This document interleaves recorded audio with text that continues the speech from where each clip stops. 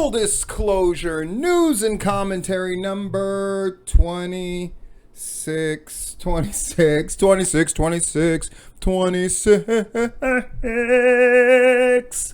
Before we get started, a bit of a disclaimer. I'm going to do a separate video in the next day or two about the NWA. All the different things I've heard, all the different dramas they've gone through with Pro Wrestling Circuit and Larry Goodman and the media in general and other bullshit that I've heard about. I'm going to do a whole separate NWA video that's going to be the I'm Helping You number 3. Oh no. Speaking of I'm Helping You, usually I have my kids in those videos and other ones we've done. It's Elena's 12th birthday, the older one of the two. So happy birthday to Elena. My gosh, thanks to my Patreon people, this list keeps growing and growing and growing. Soon I'm going to actually have to use the technologies as the kids do and just list the names at the end. But nah, for now, what's wrong with saying Logan, Brian, Josh, Larry, not that one, a different one, Robert, Southern Honor, Myron, and Double Drop Kick. Thank you guys so much. Patreon, it's amazing. And it's a freaking unboxing today, so I'm excited. It better be a great shirt to cover this one. Look at this shirt. It's a badass shirt. Yeah, Kingpin.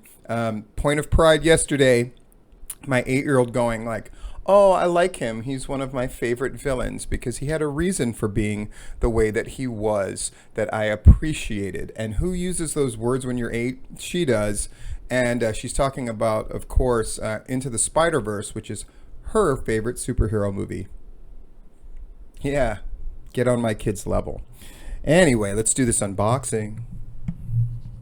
I'm excited. What the hell is this?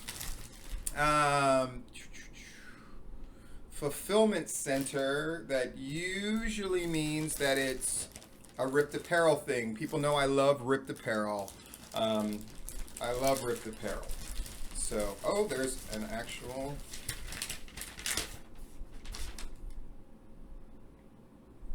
Oh, from a secret admirer. Secret admirer. Much appreciated, but no way for me to contact or anything like that. Oh, I like the title of the shirt. That's promising.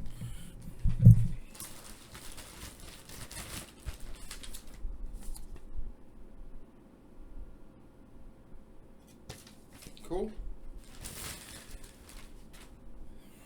Oh, badass, badass, badass.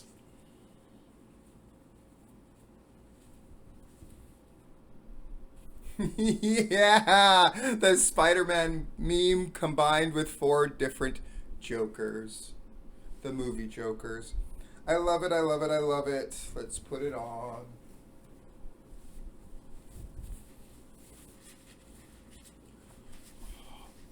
Oh, buddy.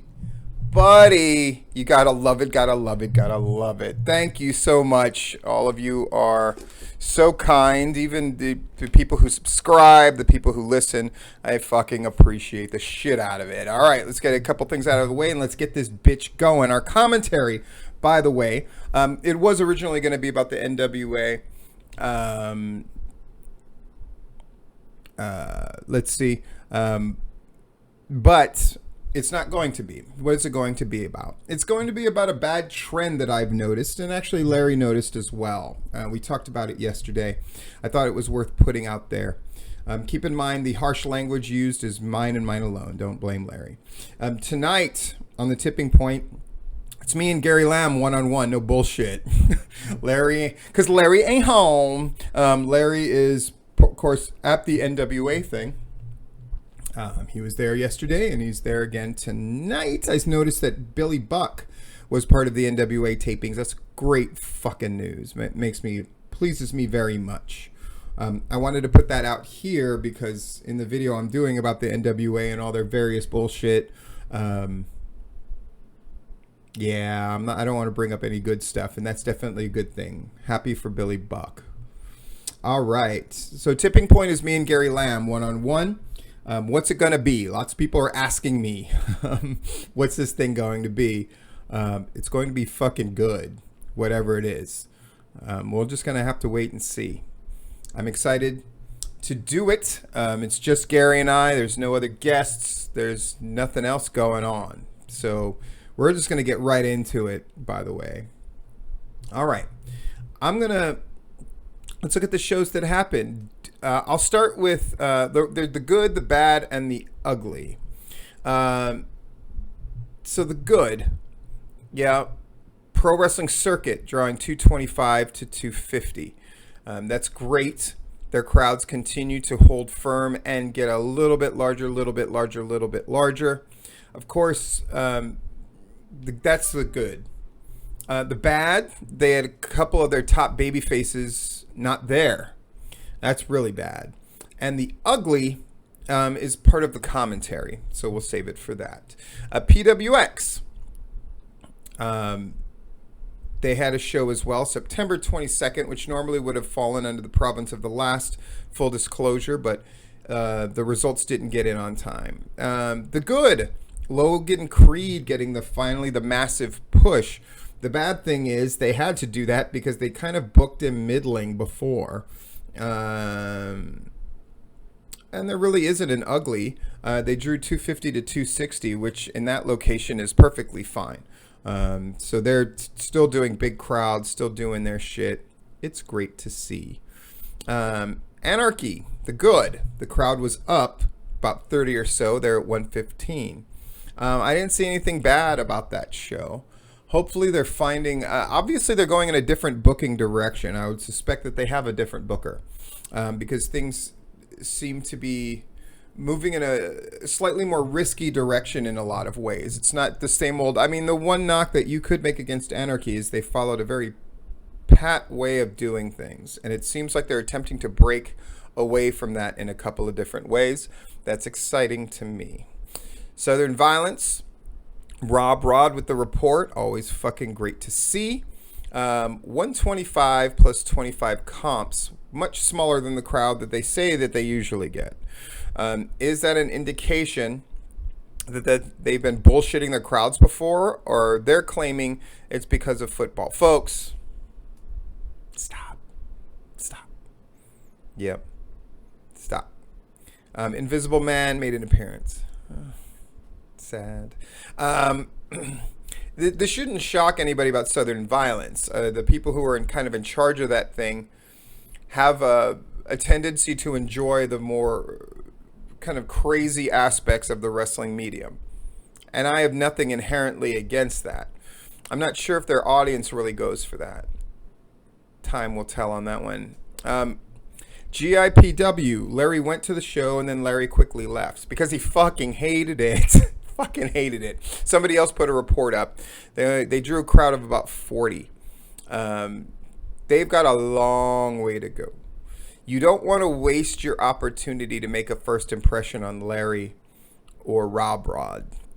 And I would encourage groups, while it's great that there are a number of groups that are sort of getting their names out there and putting their flyers out and making sure people know about their shows, that's great. But make sure you're putting out a fucking good product, because Larry probably did a favor by stepping out and somebody else writing that report rather than tearing that show in half, from which it would have possibly never recovered. You want to be very careful about that kind of thing. A lot of shows happening this weekend, or even right now, right? You got the NWA tapings going on.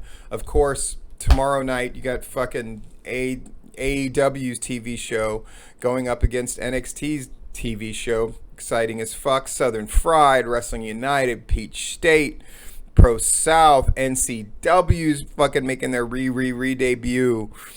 Southern Honor, of course, IWE versus Bushido show, and Empire. Always great to see that name popping up in the Tennessee area. Again, all these people in some way, shape, or form let it be known to people at Georgia Wrestling History. That's what you want to do, and I in turn will mention you. And then Action. Action Wrestling's going to be doing their things. I want to go on a little rant about Action. What could I possibly rant about? Recently has come to my attention that their claim is that I don't get it. that I don't get what Action's trying to do, that they're so much fucking smarter than everybody else, that Dylan Hales and Matt Griffin and Scott Hensley, you see, we're trying to get people seen. We're trying to get the wrestlers seen. Yeah, seen at other fucking indie shows. And the goal of those indie people on those fucking indie shows is not to reciprocate to you. It's to try to get to the big leagues. Folks, assholes, I fucking go to the shows in Florida. I'm in contact with the people in the shows in Florida. The only reason I don't talk about the shows in Florida is because I try to keep my thing Georgia central as much as possible. I was thinking of dabbling into the Carolinas and thinking about dabbling into Florida, but I know the Georgia wrestling scene much more. I'm much more interested in it. And frankly, I don't need the bullshit from Florida people. Georgia people get pissed. Florida people get triply pissed. They are some pissy, whiny bitches in Florida. People in Georgia think Georgia wrestling, they're fucking lunatics. You ain't got nothing on Florida. Trust on that. Anyway, the guys who make it in the Florida promotions, their goal is to not work the indies that Action seems to want to send guys to. Their goal is to get a fucking paying gig. That's the goal. It's not to get on fucking... It's to get to a fucking... It's to get MLW, AEW, Ring of Honor, WWE, NXT. That's the goal. And if your goal is to have a fucking indie promotion in Georgia that sends people onto other indie promotions where indie darlings tend to hang out so you can all be indie-tastic together and jerk each other off and sell each other $25 t-shirts back and forth, more power to you. Do I think that that's what you should be doing? Is that what I think you should be focusing on? Is that a sign that I don't know what the fuck I'm talking about and you do? Then you don't know what the fuck you're talking about. Who did we bring into PCW? Allow me to fucking brag for a second. The people that I brought to PCW were the people that I saw that had big league potential and that PCW would assist them on that journey, not to get to another fucking indie. What the fuck good is that shit? It is not useful.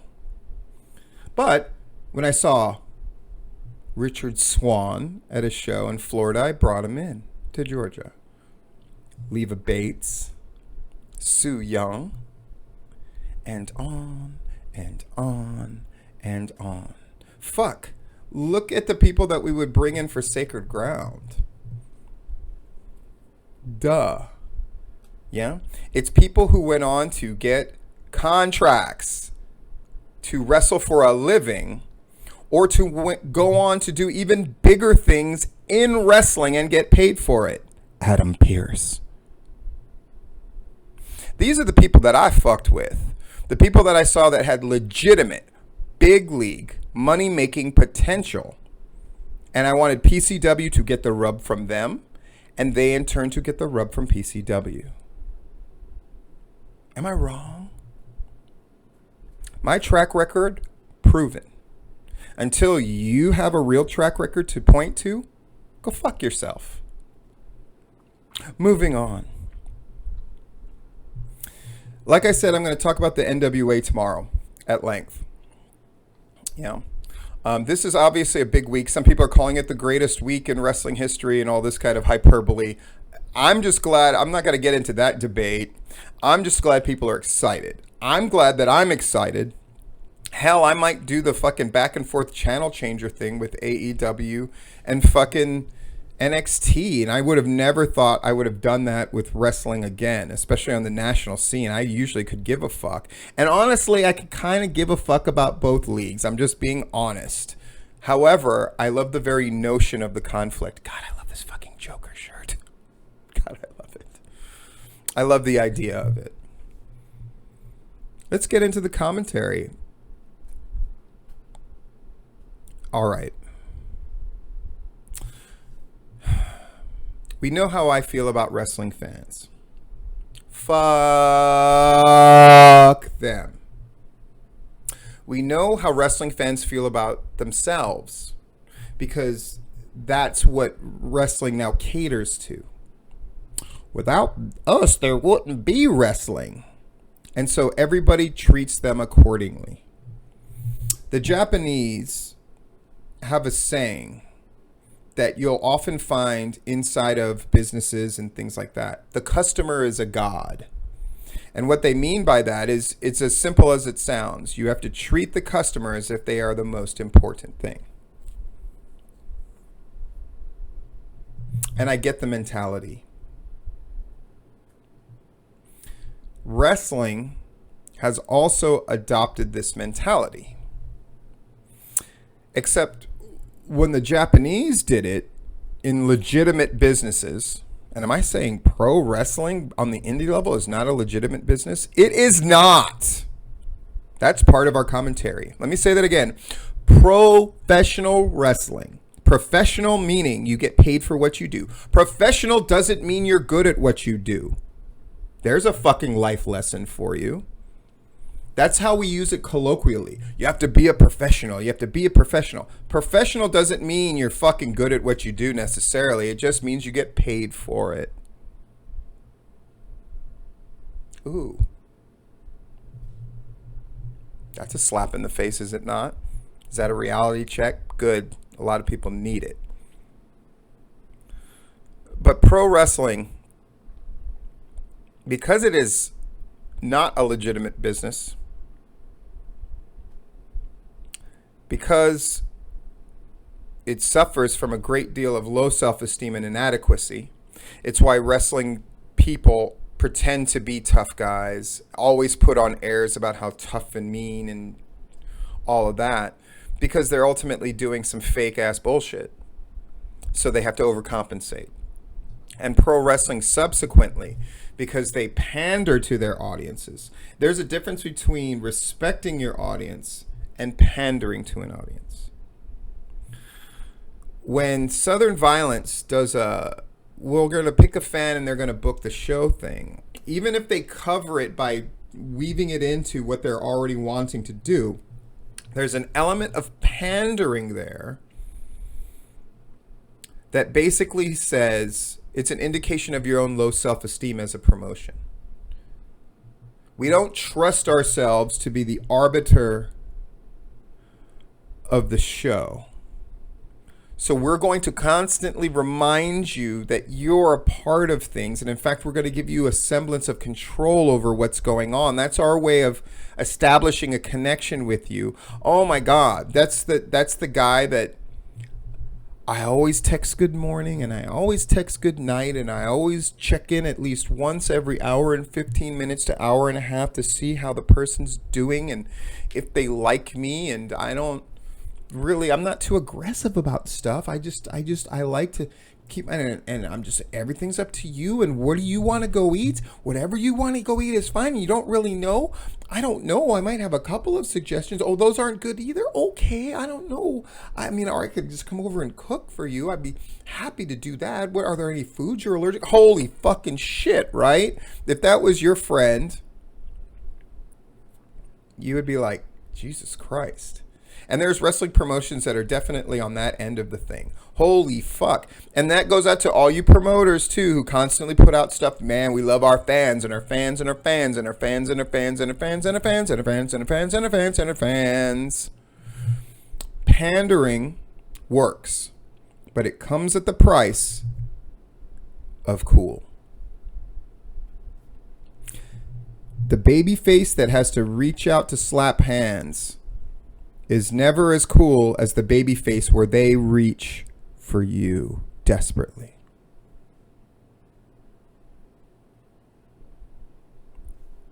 So pandering's no good.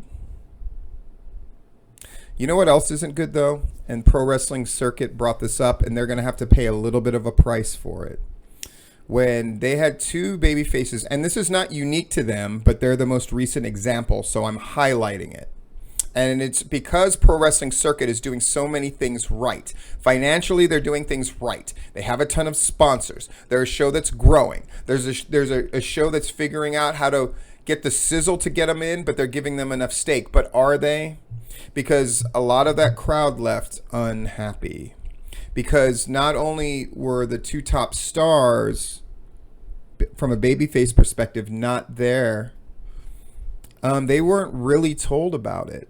There's a wrestling tradition that I actually like, which is if somebody's not there, you fucking address it. You don't run away from it. That's a unique thing in pro wrestling. You have to address it. And you have to do a make good. What you put out there in substitution has to be perceived as a bigger deal. Has this ever happened to PCW? You're goddamn right. Supposed to have Davey Richards at the fucking First Sacred Ground when he was fucking big shit, but he wasn't there. So I brought in 3 people to compensate for it and scattered them about the card. Right? Brought in the Ring of Honor champion, who then I wasn't able to use like I wanted to, and I wasn't able to use. Brought in Colt Cabana, brought in fucking Luchador Magno to spread them out in different matches to make up for Davey Richards not being there.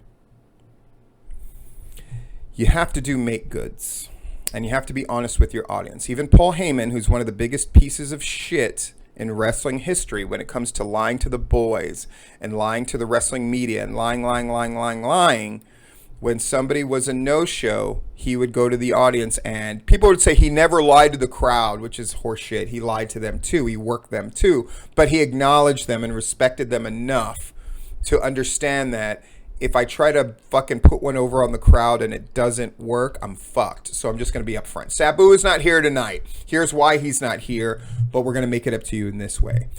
Last time we had this fire thing happen that was really fucked up, and we know we fucking scared everybody and we really ruined the night, so we're going to make up to it, and then Sabu comes back months or even years later. You have to be straight up. Whenever shit went down at a PCW show, guys no show. Guys, shit happens. I didn't put the onus on the wrestler. I didn't fucking bury them, which is what Heyman did. At least he acknowledged it, but he would also fuck over the talent in favor of making himself look good. I didn't believe in that either, but I get that mentality. But Tommy Too Much, 2 things that I think that he could have improved upon. And I've seen this in a number of different shows, so it's not them alone. Let me say it one more time. He should have addressed it with the crowd in a direct fashion and found a way to turn it to his favor. And when criticism came by afterwards of like, we're really disappointed in the show, and these are people who paid to go see the show, and his response was, don't blame me, blame the guys that didn't show. It was fucking lame as fuck. Being a booker, being in charge, means you're supposed to be able to pick up the phone and fix the problem. That's a big part of being Booker of the Year. That's a big part of it. And if you're going to be in charge, and this goes for everybody who runs every promotion, if you're going to be in charge, you got to take the fucking hit. You got to fucking make it work. You got to pick up the phone. You got to do whatever it takes to make the thing work. Now, did it work for him to go out there with Simon Sermon and them cut a fucking off-the-cuff promo at each other and make that thing? Yeah, that was a pretty good way to shore it up. But if the consensus from your audience is your undercard sucks and 2 biggest stars that we came here to see didn't show and we're pissed off about it, it isn't, we'll blame them. You want them to blame your baby faces, who they were there to see in the first place, to take the heat off yourself? Or do you want to really extend yourself and create a relationship with that audience? You tell me, folks. Because let's say by the beginning of the year, is pro wrestling circuit going to have a crowd in the 300s, or are they going to slip below 2? That's really up to Tommy Too Much and the people in charge there. And all the sponsors in the world won't matter if there's nobody there to be an audience for the advertising. And the only way you can do that is to not pander, but also not disrespect. It's balance. Like so many things in wrestling are. Like so many things in life are. This has been Full Disclosure.